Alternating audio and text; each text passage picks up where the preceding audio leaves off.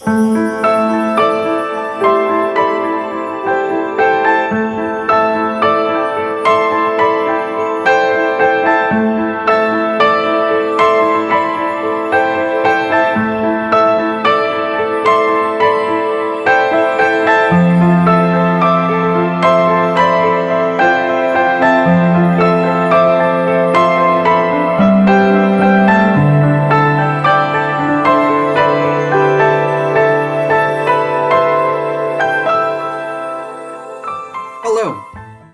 We come now to the conclusion of our series, building a spirituality for each day or event in the sacred Triduum.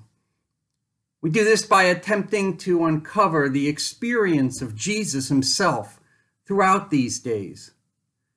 We know, of course, that what we uncover is, as St. Paul said, seeing through a dim mirror. Only when we ourselves pierce the veil of death will we see face to face and know for sure the whole story. But that's why faith picks up where science and nature end. The Church celebrates Easter Sunday beginning, like all liturgical days, on sunset of the night before, when usually it gathers around the new fire, reads the great stories of our scriptural traditions, baptizes new members in the waters of new life, and shares the first Eucharist of Easter. We can begin our reflection on Easter by referring to where we ended part 3, the Good Friday experience. And the first thing that we can say is that Easter is the definitive statement that Good Friday is not the end of the story. For Jesus first, and for we who are baptized into his very life and spirit, death does not end with a period, but a comma. Jesus, who remains Son to the end by continuing his eternal self-surrender, his yes to the Father, has paid the ultimate price that comes with that yes in the human condition. He faced those who were as human as he, but who chose to use their free will to embrace evil. Jesus chose his way, a way of the cross, with naked trust in a God who was truly Abba, a daddy who would catch us in the end, catch his beloved child. And Easter is the expression that his trust was vindicated.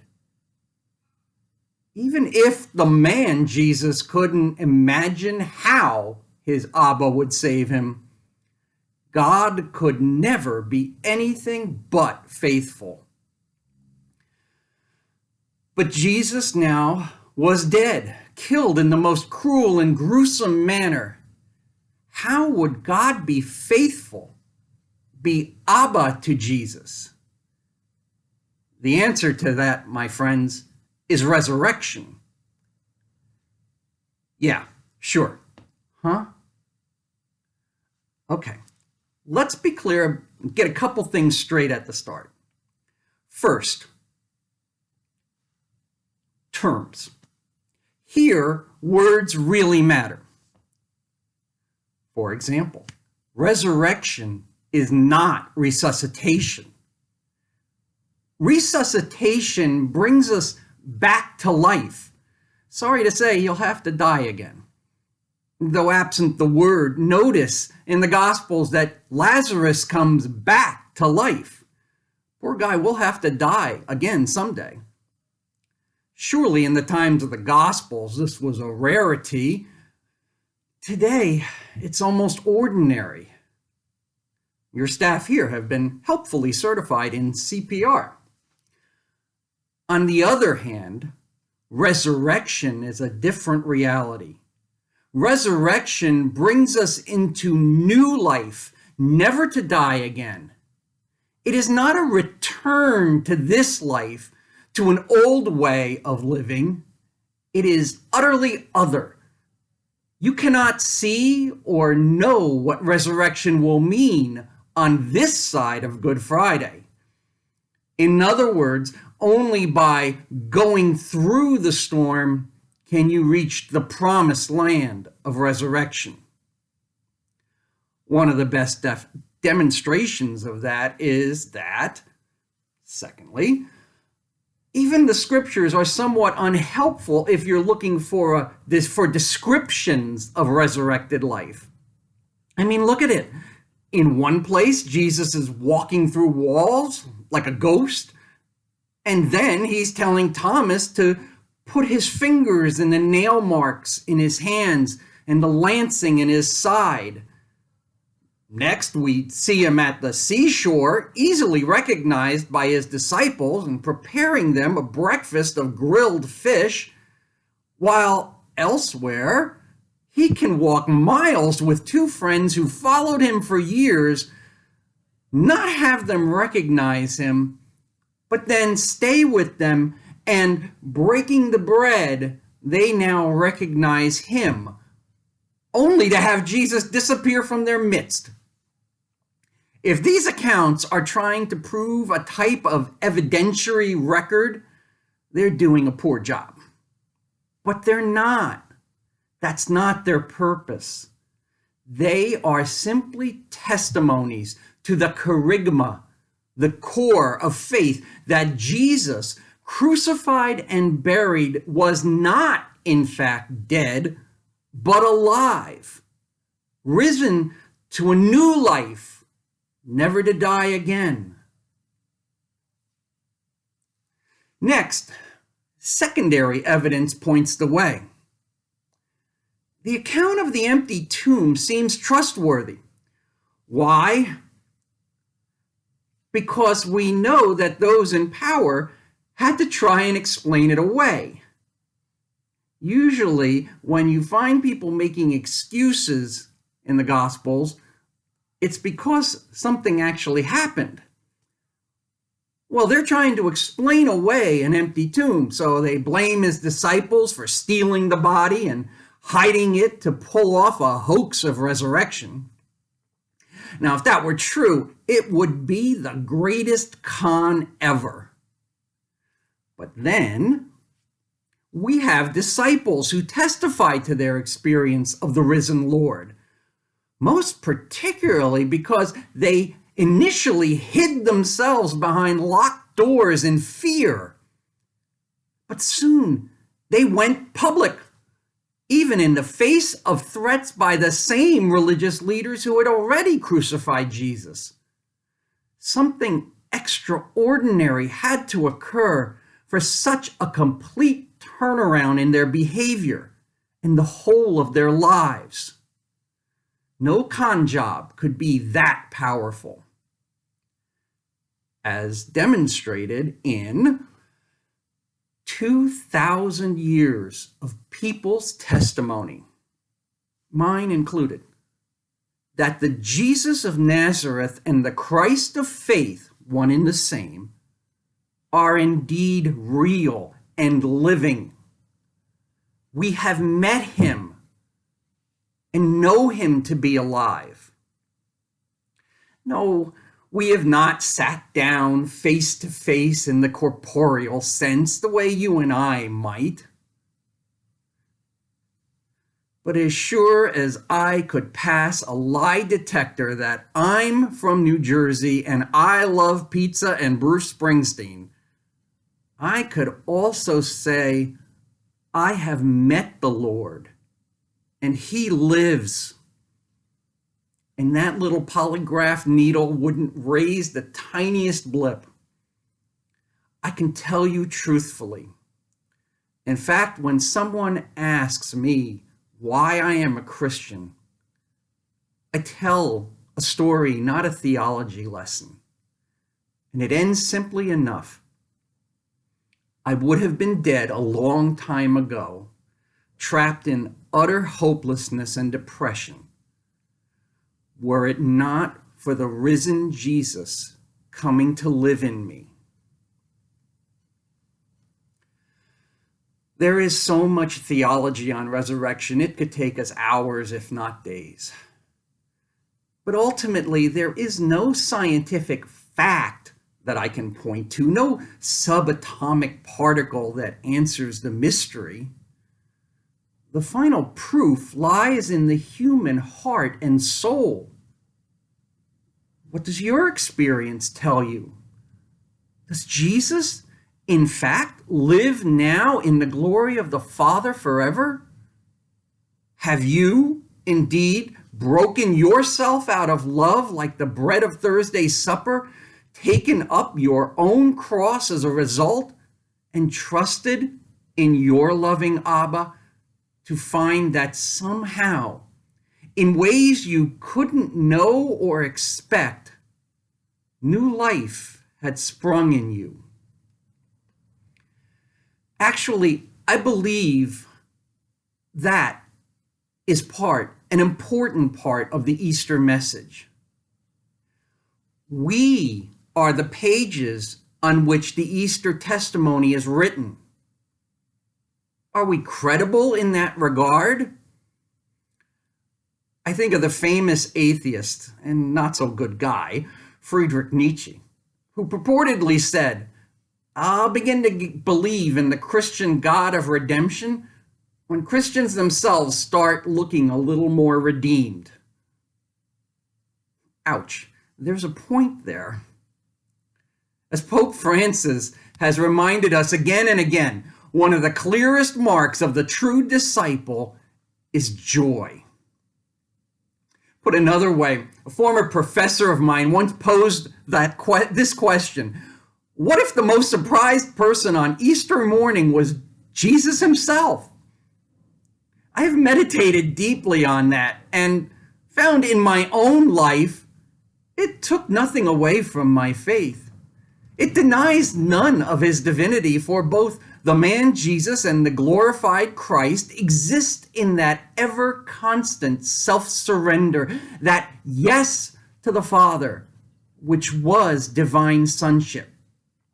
Only he could do that without fail. Even the holiest of we humans eventually settle for a no, for that's what sin is. But seriously, have you ever seen so many of the old holy cards that portray Jesus coming from the tomb, almost wafting? But could he look more dour? Yes, I'd love a risen Lord who comes forth in surprise, if not pure joy.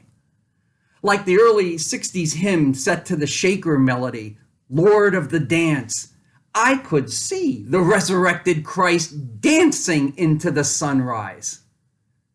And that means disciples of the resurrection should have a little more spring in their steps as well. When our daughter was a baby, we had a little calligraphy piece in her nursery with a Chesterton quote: "Angels fly because they take themselves lightly." So let's conclude our series by coming full circle to that which unifies these experiences and to the Lord's Supper, which keeps them alive week to week. The unity is, and always will be, the paschal mystery. Each of the days of the Triduum are parts of a single whole. We who are baptized into his death and so into his resurrection, as Paul says to the Romans, know that Holy Thursday sets the context for Good Friday. Good Friday does not end in meaninglessness, but in Easter. But neither are Christians eternal hedonists in one everlasting reveling of new life without acknowledging that its redemption only came by giving ourselves over to the Father's will, trusting that Abba will indeed catch us, for God is trustworthy, even to the point of our own Good Fridays. And we express that weekly in the Eucharist. And it's time to give credit where credit is due. For many of these reflections, I have relied on the wisdom of one of my liturgy professors from Georgetown, Paul Ciaffi, S.J. May he rest in peace. Ciaffi blessed eternally with the thickest Brooklyn accent, was not only a liturgical scholar, but a gifted teacher, most especially when he gave his yearly class, in which he told his students to close the notes, drop the pens, and just listen. He then gave his meditations on how the Eucharist mediates the very experience of Jesus himself. Ideas that I have drawn on in these videos. It was one of those singular moments in your education where you really didn't need to take notes because every word was written in your heart and brain. And he helpfully provided his typewritten page of notes. Millennials and Gen Zers, Google typewriter. He concluded his notes and lecture this way. I only wish I had the Brooklyn accent. What is really happening in the Eucharist, we are invited to have and share his religious experience.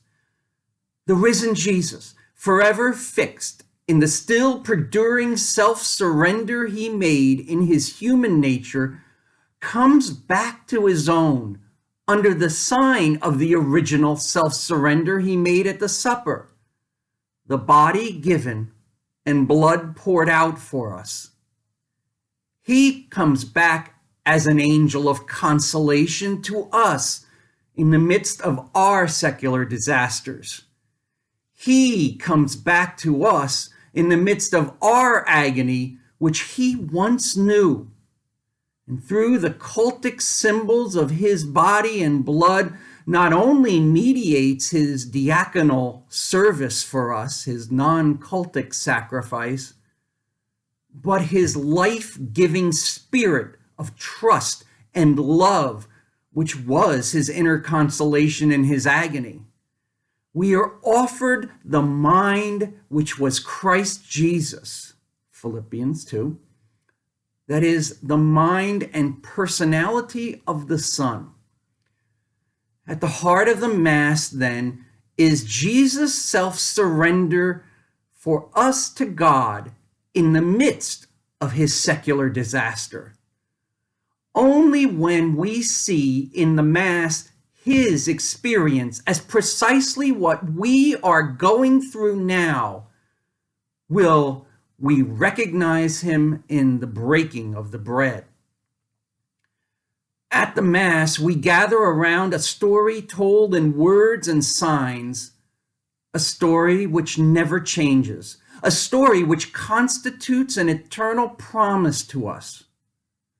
What is new in every Mass is the personal stories and histories we bring to it. Our presence at Mass declares that his story makes sense and sheds incredible light on our human condition. End quote.